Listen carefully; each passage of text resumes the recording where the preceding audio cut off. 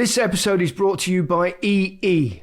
EE are committed to bringing people together against hate in football with their Proud Supporter programme.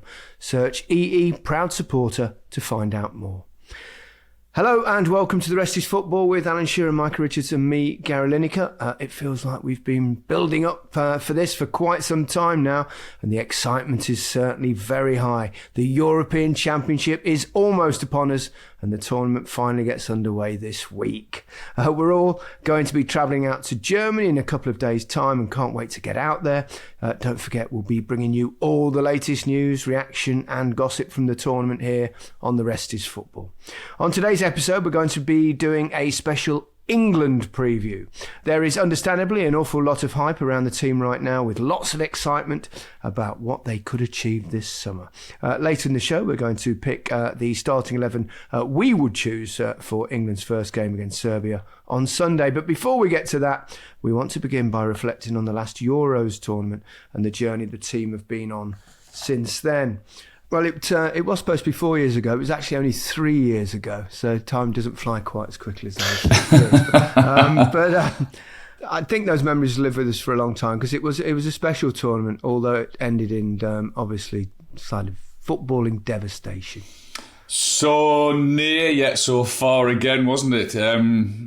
It was. I think it was a really, really good tournament. I think it was great experience again for them to go again in this tournament. It will stand them in good stead. Everything they will learn from the hurt, the great things that went for them, the atmosphere and all of those things. So there's no doubt that it was a brilliant tournament. But I think England are definitely in a better place now, and they're certainly ready to go and win it, I believe. I agree, Al. Come on, we've got to be positive, haven't we? I mean, we basically say, don't we, all the time, it's coming home. But previous tournaments... No, Micah, that's bad luck. We've got to get rid of that phrase. It's a jinx. Previous tournaments, we've said it's coming home, haven't we?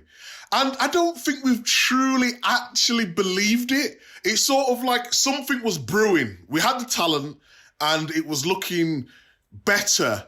And we thought, okay, with the fixtures go our way and the games, get a little bit of luck, we'll be fine.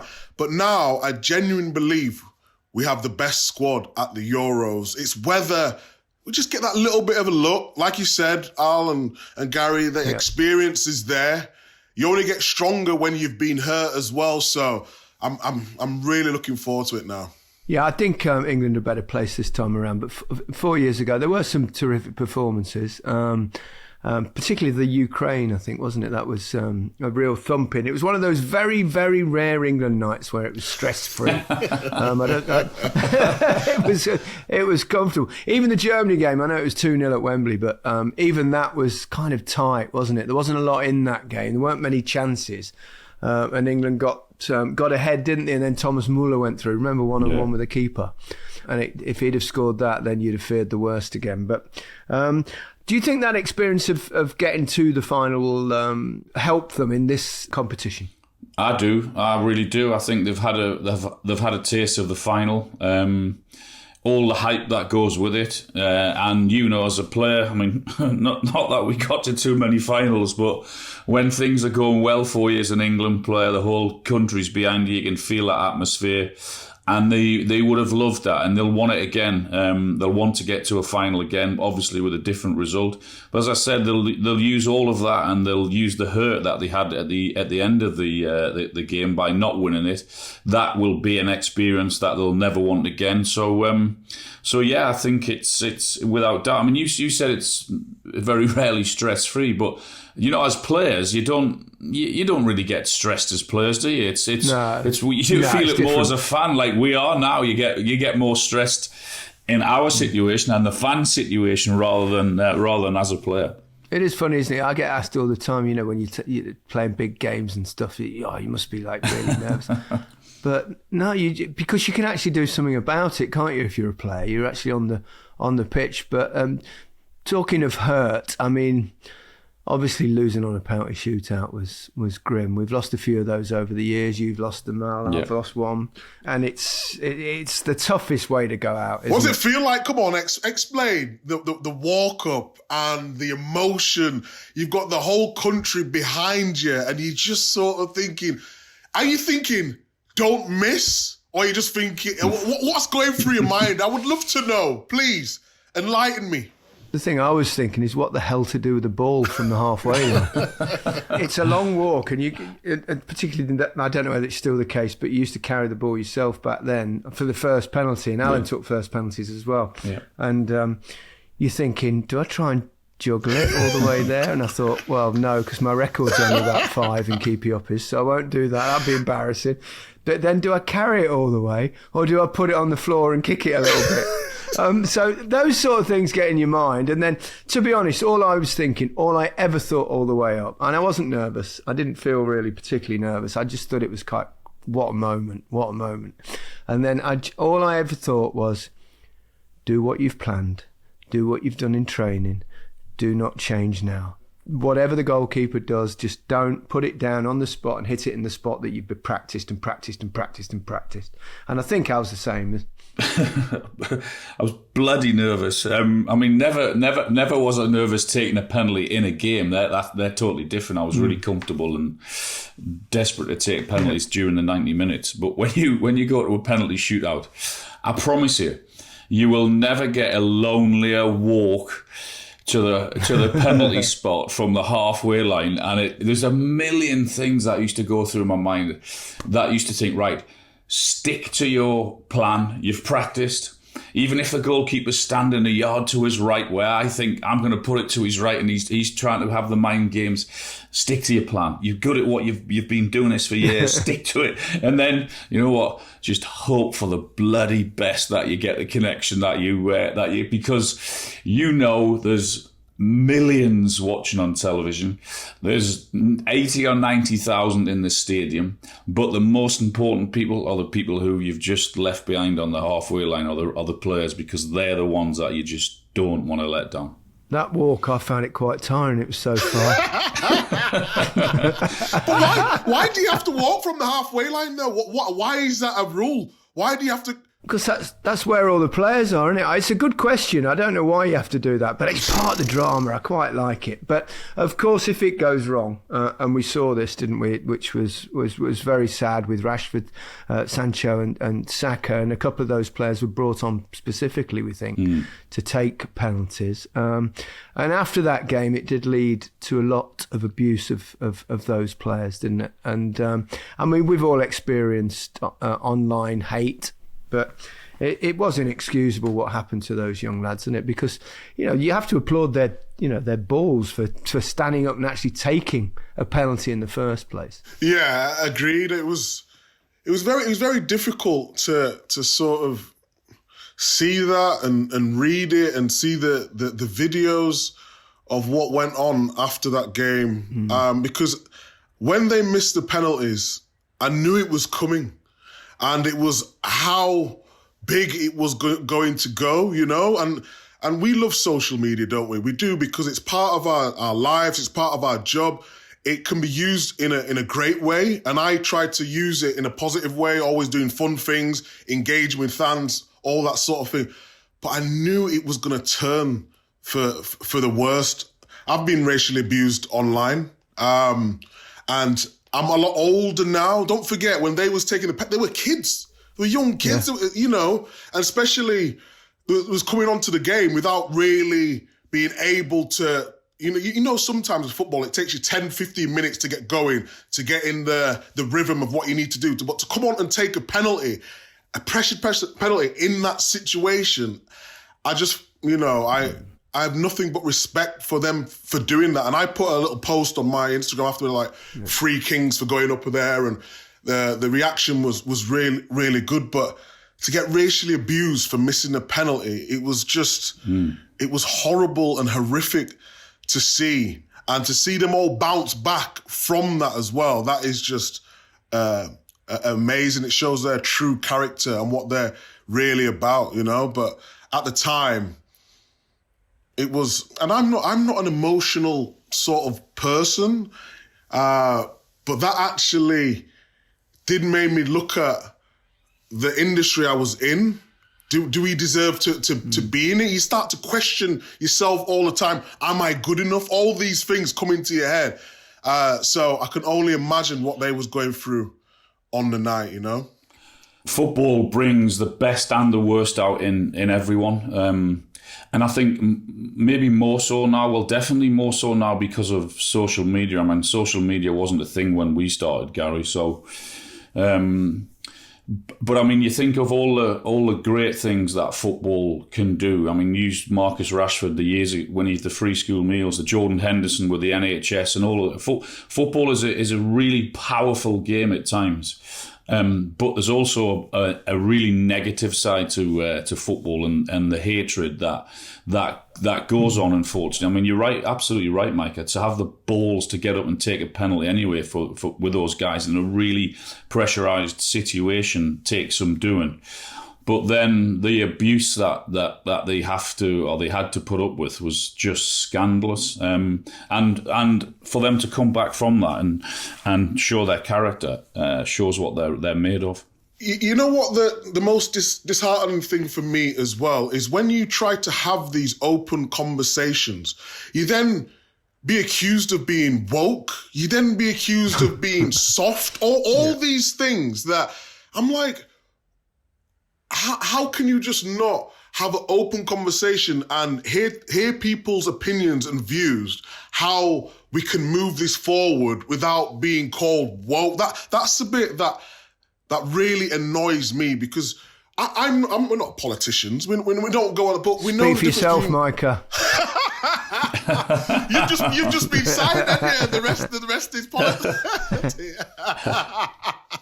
But yeah, it would just be nice to be able to have an open, honest, adult conversation about how we can make things better without people accusing of you of being woke. That's the bit that I want to drive forward and move forward, you know? Yeah.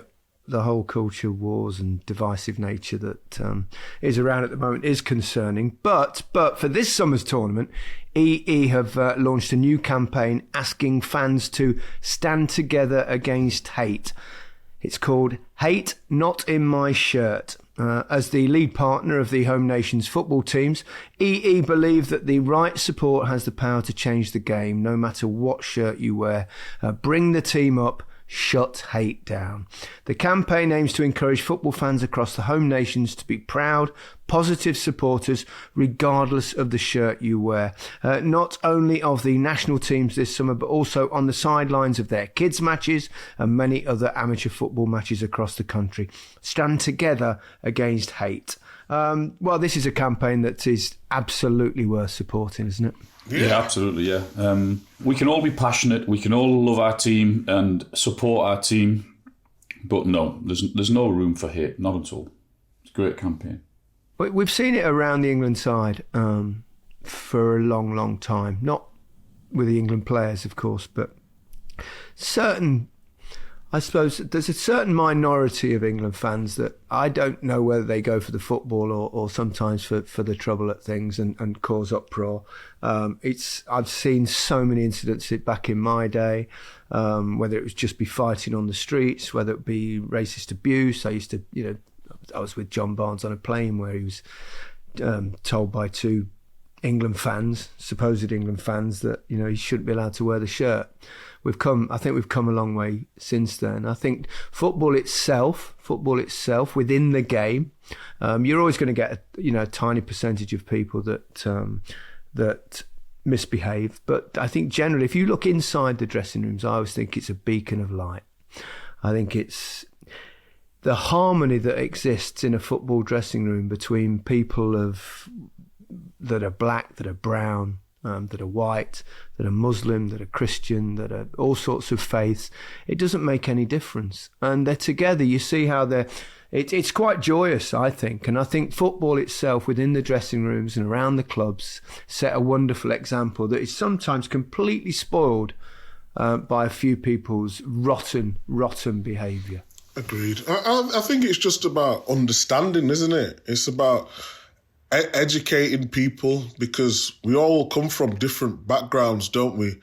And certain people are brought up different ways. So I'm always of the opinion that people should be given a chance, you know? I don't think that if you strike once, then you should be cancelled. I don't want to go down that culture, but it's just about understanding people's views from where they stand and trying to move forward in the right direction. Not everyone's the same as us. Everyone's got their own personalities and different opinions, but it's just about moving forward together, because it can only make, for a better game, I think. Yeah. I mean, also you could take it because this campaign goes beyond just obviously the European Championships, but even when you go to watch your kids play football, it's been a while since I did that. Now I'm getting that old. Even when you go and watch them, the amount of abuse you hear from even parents on the touchlines, it's a different kind of abuse. Yeah. But even shouting at their own kids, that sort of thing. I think academies have done a lot to change that, whether parents are only allowed to applaud. I mean, 99.9% of what they say is nonsense anyway from the touchline. Yeah. I watched all 4 of my boys for years and years and years, standing in the cold, the wet, the rain, sometimes the sunshine, watching them play uselessly mostly. He looks to his left. I got the middle finger there from Harry. And I used to watch them play, and I never said a word. I just only encouraged at the end of the game or clapped during the match. But I used to hear parents lambasting their kids all the time and all this. And sometimes referees and the opposition. You think, come on, these kids, let them play. Let them enjoy it. Well, it's going to be a great campaign, I think, throughout the Euros to get England fans behind the team and providing fans with the tools to call out online hate. EE have produced a manifesto, great impactful billboards, social media content and TV ads that fans will see throughout the tournament. So I'm making a real effort on this, and I really hope it helps, because not just in terms of abuse for players, but any kind of hate around football is something that we just want eradicated. Yeah, definitely. I think, like I said before to you guys, it's just about, I don't know, if you see something, you can sort of observe what it is and how can we move forward. There's been so many campaigns over the years that sometimes don't really hit home, and the amount of people that are on social media now and can see these things, and we can speak about these things, it can only help. Like I said before, it's just having that conversation where everyone feels comfortable. Not everyone's going to have them same opinions, but it's stuff like this that can drive and create that conversation that we all need. So I certainly think it's a great thing to do, because at the end of the day, we're trying to bring people together, and I think that's the most important thing.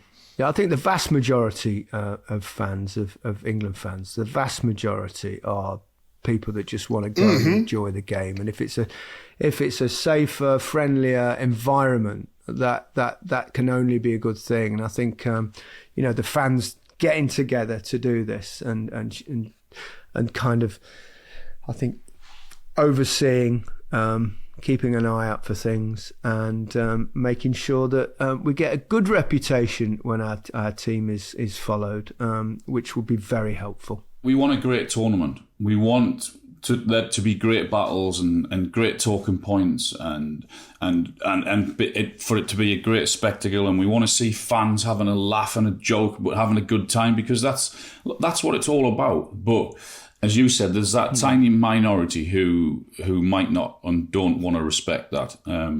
So for that and for this campaign, I think that's a great thing. Yeah, and that's where resources like EE's Proud Supporter Programme are so important for dealing with hate in football. It's time to turn our attention now to England's first game of the Euros against Serbia in Gelsenkirchen on Sunday. What we're going to do now is each pick the starting 11 that we would choose for England in that game, not that we think Gareth will choose for that England game. First things first then, gents. Your goalkeeper. I think we'll all probably be in agreement with that, won't we? There's only one choice. Before we move on, Gelsenkirchen. Systems. Can you say that one more time? I've no idea if it's right. Gelsenkirchen. It's probably nothing like that. Well, that's the name of the place, Micah. What would you call it? Is it Gelsenkirchen? Yes, it's German, eh? Gelsenkirchen, is it? Lingo. I would go with more Alan's and Gary's, yes. Yeah, well, maybe. I don't know who's right and who's wrong. But the thing is, when we're out there, as we do know, because, when you're with the BBC, we get a huge, we call it the Bible, because we get things on every team and everything, and it will actually tell us how to say Gelsenkirchen or Gelsenkirchen, or who, and it's probably neither of those and nowhere near, but who knows? There are a lot of long words in German. And I know that's a town, not a long word. So anyway, here we go. So, right, goalkeepers. Pickford, yeah. Are we all going to play the same system? I mean, roughly. It'll basically be some form of 4-3-3, won't it? Or 4-2-1-3 or 4-1-2-3 or whatever you want to do. Yeah. But okay, yeah. So Jordan Pickford, he's had a brilliant season. He's never let England down. He gets a bit of stick, doesn't he? Probably because he gets a bit hyperbolic at sometimes, doesn't he? He gets a bit overexcited on occasions, but he's toned that down. Yeah, he has. I think he has, actually. Yeah, he does get too excited now and again, but he's had a brilliant season, and as you say, he's always done well for England when put in that position. So yeah, I don't think many would argue with us that Pickford will start and goal. Agreed. Yeah, I think he's been outstanding. Echo what Alan said this season, and just like tactically as well. I think he can change it up. He can go long if need be, but he's also very good on the ball as well if they want to play out. So agreed. Pickford in net. Imagine if we all pick exactly. That's not going to happen. It never happens. Oh, it never. Micah's going to chuck a curveball in. That's why I can tell. He's thrown one in. He's picked himself, Al. He's picked himself. I presume we're playing a back four. Yeah. So you go first, and you're right back. Kyle Walker. Yeah. Why? His pace, experience, ability, all of those things. I think he's one of Gareth's go-to guys, and Kyle Walker. He would 100% start in most people's teams, I would guess. Yeah, agreed. I just think with all the flair players we've got in front of him, the way Man City play, where he's sort of the man that they rely on the most for their transition. I wouldn't use him going forward. It was just basically to protect what's in front of him. So, yeah, Kyle Walker for sure. Okay, let's switch to the left back, because I'm going Kyle Walker as well for exactly the same reasons. Mm-hmm. And also for that counter-attacking thing when teams go against us, his pace. So let's go to left back, which is slightly more problematic position. We are recording this before Gareth makes his final cut for the squad. So a week before this actually goes out, week or so. So, things could change. Particularly, I'm thinking Luke Shaw here, obviously, because he's not played any football for a long time, but he is in Gareth's large squad. So I think I'll go probably with Trippier, because he can play both sides. It is a position, if Luke Shaw's not fit, that England is slightly short on. So I'm going to go Kieran Trippier. Agreed. We're going to pick the same team. This is going to be ridiculous. Yes, we have to go with Trippier. He's tried and trusted. He was playing really well this season, wasn't he? And then he got injured, then he come back. It wasn't in the best form. But in terms of England reliability, I'll go with Trippier as well at left back. I can't argue with that. I mean, Shaw would be even a gamble if he was fit, because of the lack of football that he's played. But yeah, I would go with Trippier as well. His experience. He hasn't had as good a season this season as he did last season with Newcastle. One or two errors, But I just think I would trust him in that position. And you're right, Gary. There is a real shortage of left backs, isn't there? Yeah, I mean, the Luke Shaw is the fact he's been out so long is slightly problematical, isn't it? Because even if he looks fit in training, having not played for months, it's not an easy thing. But he's got experience of doing that, and he's a good player. I think if Shaw was fit and on form, he would definitely be your first choice. Yeah, agreed. So, yeah, okay. Right, this particular segment, we've dived back in. This is actually a week after we picked our teams, because when we picked our teams, we all had Harry Maguire in there alongside John Stones. But since then, well, John Stones has got a bit of an injury, but we think he's going to be okay. But Harry Maguire, of course, did not make the final squad. We'd recorded the rest of the just before that. So we better redo our central defensive partnership. I'm going to kind of make the decision or hope that John Stones will be fit, because if he's not, England are going to be in trouble. But possibly Mark Gehi, who played alongside him, started in the friendlies. I think I'd go with Gehi. I like him. He's not played that much football, certainly this year, because of injury at Crystal Palace, but he's come back and he looks in decent shape. Yeah, I'd agree with that, Gehi. I mean, you've got Konza, you've got... Who else have we got? Dunk. Gomez.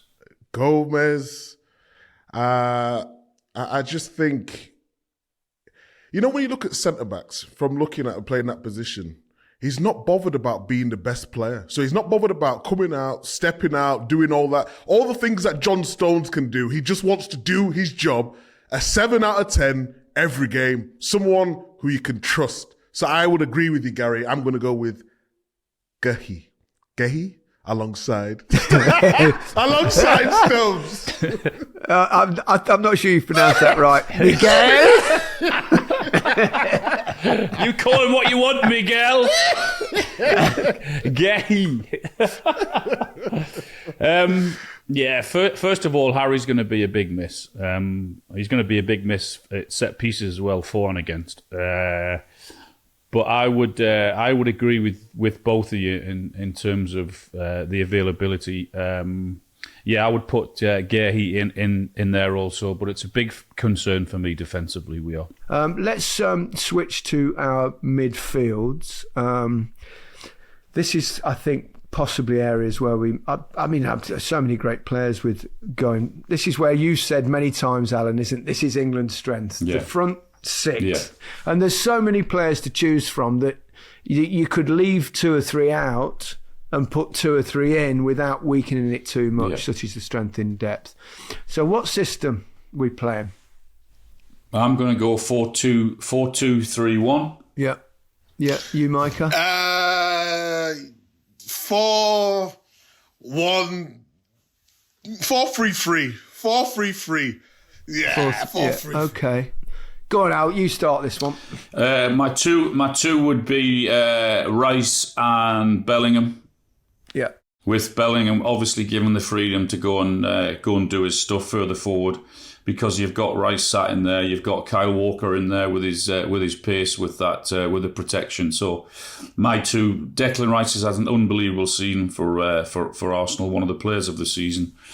And Bellingham exactly the same, but I think it's important that he's given that freedom. He's not in there as a sitting midfielder, but he's given the freedom to go and do whatever he wants to do. So Rice and Bellingham. Well, that's interesting. Micah's got a little smile on his face, so I'm going to hold him for a minute. I think he's got some kind of secret little plan going here. I don't know, he looks very excited suddenly for some reason. So I'm going to go exactly with you, Alan. I'd like to see those two play there. I think they could play almost as a double pivot. One could go, one could stay. Yeah. Bellingham, the argument is Bellingham as a 10, but he was kind of an emergency 10 for Real Madrid this season. Whether he'll continue to play that, I don't know. I think he's got so much to his game, and I think you would stick him in at number 10 if we didn't have probably a couple of the world's best number 10s in there as well anyway. So I think he's got such an engine, Bellingham, as well, and he's such a winner. He's brilliant defensively as well as going forward, and I think you sort of losing him a little bit if you just play him in a 10 floating around, because I think you want him involved in the game as much as possible. I've got a feeling Gareth will play him as a 10, but, well, we can pick our team and he picks the team that counts. Yep. So. So we'll wait and see. And I think Rice and Bellingham together there, that's got a winner's feel. That's got a winner's feel to me. To both protecting your back four and supporting your front four as well. Micah, come on. Yeah. No, I have to agree. With you. Well, those two are going to be in your team, aren't you? Those two are going to be in everybody's team. I was thinking about Trent Alexander-Arnold in there, be a little bit different. Yeah. But no, I have to agree with you guys. I would go that. Menu? Not yet. Not yet. It will come into the team at some stage, but I'm starting with Bellingham and Rice in that midfield. I agree with you guys. Yeah. It's important to mention as well that the team you start a tournament's not the team you finish it, and whatever Gareth picks, it'll bear no similarities probably with the side that ends the tournament. Because of the nature of these things, players dip out of form, you want to change things against other teams, etc. So we've got in those. So, I thought Micah said you were playing 4-3-3, Micah. Well, that's three in midfield, Alan. Yes, 4-3-3. With rotation. Who's your other one in midfield then? You, Micah, who's yours? Philip effing Foden. Foden. Yeah, but you play him in more like a 10, really. More like a 10. So basically the same system as we're playing. That's a 4-3-3, yes, of course. And that's what I mean, rotation. Yeah, well, yeah, it's the same system. We'll allow you that. And I think we'll all have Philip Foden on our side. You playing him there as well, Alan? I am. Yeah, I'm playing him just ahead of those two that I've just said, yeah. Yeah. I mean, he has to be in that position because he affects the game so much in that position. He wants to get in the ball. He's brilliant on the ball. He's got better and better this season. I think he's been absolutely magnificent, and I really hope that he plays in that 10 position rather than on the left hand side, because for me that's his best position. I don't think he will.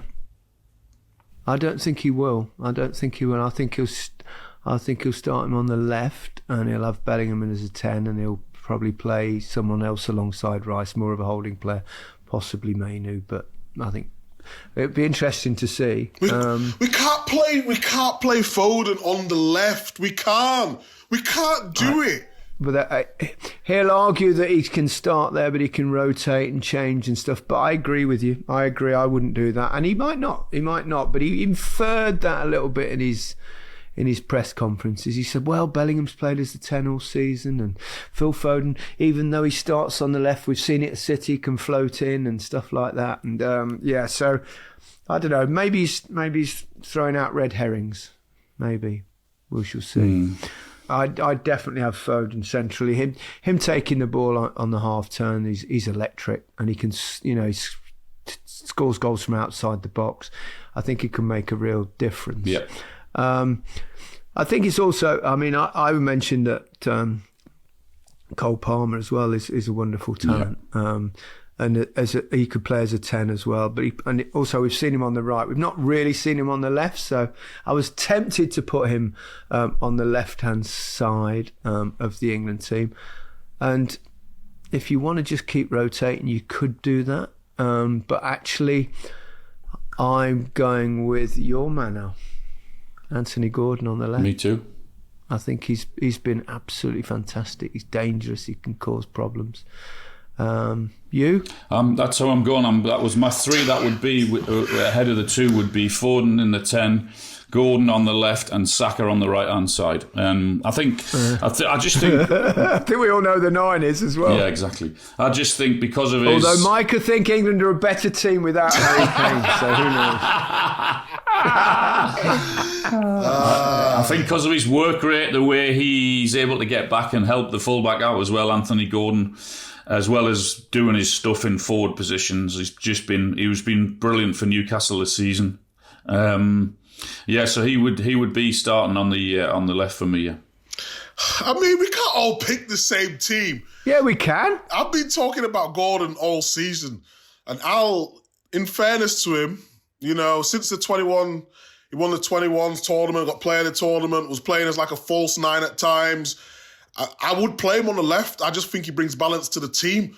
But I'm not going to pick him because it's going to be boring. I'm going to put Cole Palmer on the left. Rotation. But Gordon would have been in my 11. But to change things up, I'm going with Cole Palmer on the left. I think what it does, if you've got him there, it gets a player that's actually his position. So he knows it, and he's got that pace. I always think you start putting, square pegs in round holes, and you just because of pure talent, and it can be But when you've got players of the intelligence of the likes of the England players at the moment, these young players, they can rotate, they can play in different positions, and you've got to trust them a little bit. When you watch Manchester City, they don't all stick in one spot for the entirety of the game. They move around a little bit. So I am denied whether just going with Palmer as well, because just to pick your best possible players. But sometimes, you can come undone with that. I know Gareth too will argue that, you can pick an expansive side and you can have a great performance, but he'll argue that it's the pragmatic sides that perhaps win tournaments. I'm not so sure that's the case anymore. I think that the game has evolved a little bit from the era of being really tight at the back. I think, the teams that have a go do really well. Manchester City, for example, play the entirety of the game in the opposition's half because they keep the ball, and that for me is the best form of defence. No one can score against you if you haven't got the ball. I think I would go Saka as well on the right, because Saka's a wonderfully gifted, talented player. Playing international football doesn't faze him at all. He's proven in a major tournament. His decision making is superb. And he kind of picks himself. I think most of the team almost picks itself. It's just it's almost the argument of who plays where as much as anything else, and what Gareth's approach is in turn. But Gareth will normally play two in front of the back four. But if it's Bellingham and Rice, then that is still positive because both players are equally good going forward. I hope he doesn't stick just a workman-like player, perhaps alongside Rice, because when you've got a team that can keep the ball, you can't have a weakness within that because the opposition will target it. Who are we playing up front then? Ollie Watkins has been fantastic. I think, you said it earlier, I think that we should be super excited about those, our front six or seven or eight, whoever you want to put in there, as you said, we've got great options, but that front six that we've just mentioned there, there's so much talent in that, in those players, and we should be really, really excited. Yeah, I think you mentioned Ollie Watkins briefly there, Mike. I think as backup to Harry Kane, that it's a really good alternative because he gives you something different as well if it's not working. Because someone who runs behind, which Harry doesn't really do very often. Harry drops deep and holds it. I think it's very important when Kane does drop deep that we have players that can run past them, which I think there's no doubt we have. So I think that's important. I presume you're going with Harry Kane. Harry Kane, 100% Harry Kane. Yeah, just having a little bit of it. Yeah, 100%.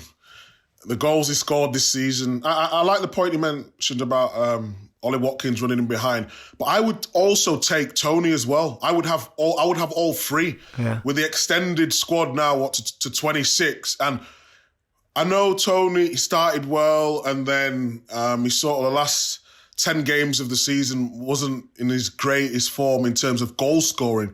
But in international football, if someone can just hold up the ball, and I think he's amazing at holding up the ball, bringing people into play, I would go with all three. But Kane for sure would be my starter, without doubt. Yeah. How far we've pretty much picked the same team. How far will England go? Can they do it this time? Yeah, they can do it, yeah. Without doubt they can do it. And I think it's really important that we go for it. We don't be afraid of anyone. France have got an exceptional team. I get that, I understand that. But that team and those individuals, if they can gel and get the balance right and get a little bit of luck, everyone needs, even great teams need a little bit of luck now and again. And if England get the luck, and I would imagine that if they win it, they're going to have to win a penalty shootout, I guess, somewhere along the line. Yeah. But I think we've got our best chance we've had for a long, long time of winning this trophy. Agreed, yeah. I would say France are my favourites just because of the way they set up. I think England have better individuals, but I think if France can get it going the way they play, a hold-up merchant like a Giroud type figure with Mbappe allowed to just roam where he wants to go and Griezmann sort of running the show in midfield. There's times where he was going real deep and just dictating the play, the confidence that oozes out of them. But I think individual quality, I think England have the best team going into the Euros. And I don't think I've said that for a while. So Alan's completely right. That little bit of luck, they definitely can win it. It's just, just that little bit of luck at the right time. Yeah, people always say, you always pick England, you always pick England. I haven't picked England in a tournament, I don't think, since, 2004. But this time, I'm actually think England will go all the way. And as Alan said, it's a knockout competition, so things can go wrong, but I think we'll win one of the next 4 tournaments because this team is only going to get better and better. But we shall see, and we're all very excited. That's all for today's episode of The Rest is Football. We'll be back on Wednesday as we continue our build-up to the Euros with part 1 of our full tournament preview. We'll be going through every group and every team to pick out the star players that could shine and the surprise packages we should be looking out for. Have a great week, everyone. Goodbye from me. Goodbye from me. Goodbye from me.